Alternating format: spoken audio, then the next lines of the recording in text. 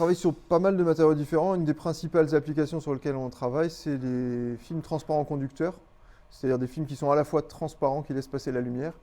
et en même temps qui conduisent le courant, ce qu'on a sur les écrans d'ordinateur, mais aussi sur les panneaux solaires, par exemple. Un de mes principaux sujets de recherche, ce sont des matériaux bidimensionnels, ce sont des feuillets de carbure de titane ou de molybdène de titane,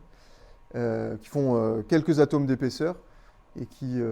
en collaboration avec l'Institut lycée de Zempe à Poitiers, et qui conduisent très bien le courant, mais comme ils sont très fins, laissent aussi très bien passer la lumière, donc ils sont intéressants pour des applications de films transparents conducteurs. Pour les propriétés optiques, j'utilise cet appareil qui est un ellipsomètre, qui permet de mesurer les indices optiques. Alors celui-ci, c'est un ellipsomètre infrarouge, ce qui est particulièrement intéressant pour avoir les propriétés thermiques, de radiation, des échanges de chaleur entre les matériaux. J'ai été invité à Cénano à présenter dans une session thermique qui est autour de l'étude du rayonnement et des échanges de chaleur, ce qui n'est pas du tout mon domaine, mais parce que cette communauté s'intéresse beaucoup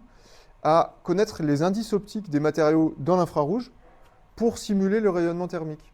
Ce que j'ai beaucoup apprécié avec cette conférence Cénano, c'est son aspect très multidisciplinaire. D'une part parce que ça réunit tant des physiciens autour des nanosciences que des chimistes qui fabriquent ces nanomatériaux et les utilisent aussi.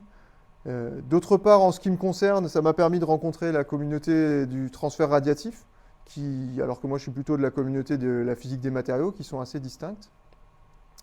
Et j'ai trouvé qu'autour de cette thématique des nanosciences, ça permet de rassembler beaucoup de thématiques de recherche assez différentes dans leur culture, mais qui finalement travaillent sur les mêmes objets, qui sont des objets de taille nanométrique.